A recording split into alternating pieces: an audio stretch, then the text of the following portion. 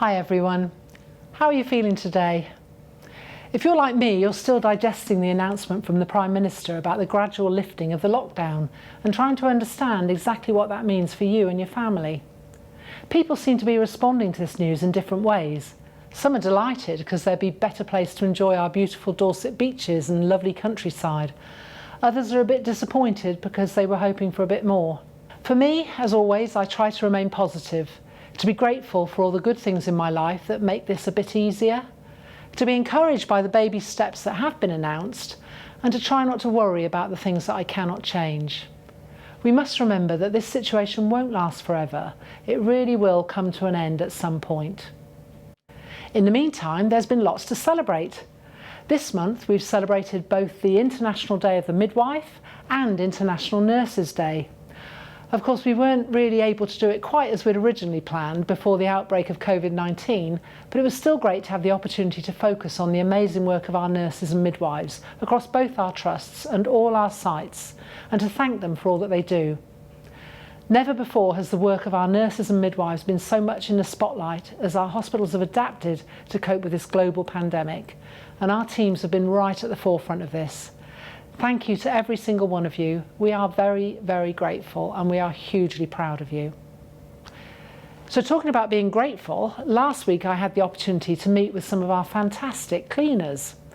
Now you'll know that I'm always keen to highlight the work of those staff who are less visible to the public, and I've done this in a number of my videos. Today I wanted to pay particular tribute to our cleaners.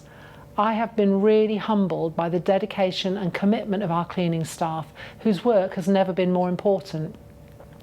They are working so hard during this COVID pandemic and take such pride in keeping our hospitals sparkling.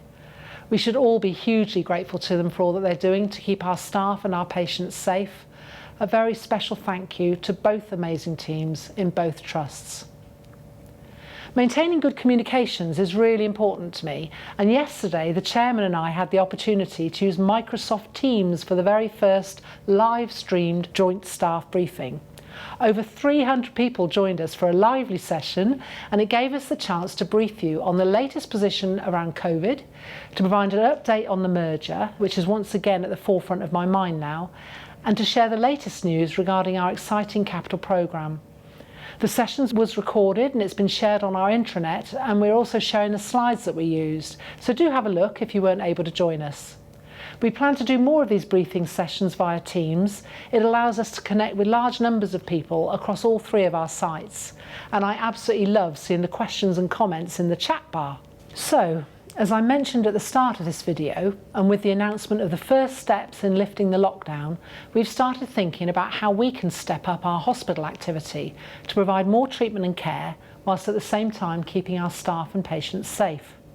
Discussions are underway with our clinicians to consider how we might do more urgent planned work, not just the emergencies which are obviously still coming in, by segregating more services, undertaking more testing, and of course following really strictly the social distancing.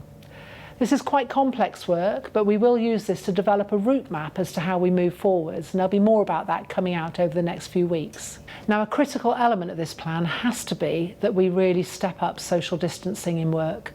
This is something that really concerns me, and as such I've asked colleagues to help me develop more specific guidelines so that we're all really clear what this means in a hospital setting.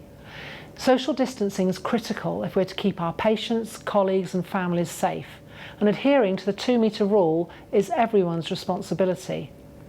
We're currently reviewing how we can strengthen this across all 3 hospital sites, but in the meantime, please remember you should expect people to give you more space, and it's okay to ask them to do so.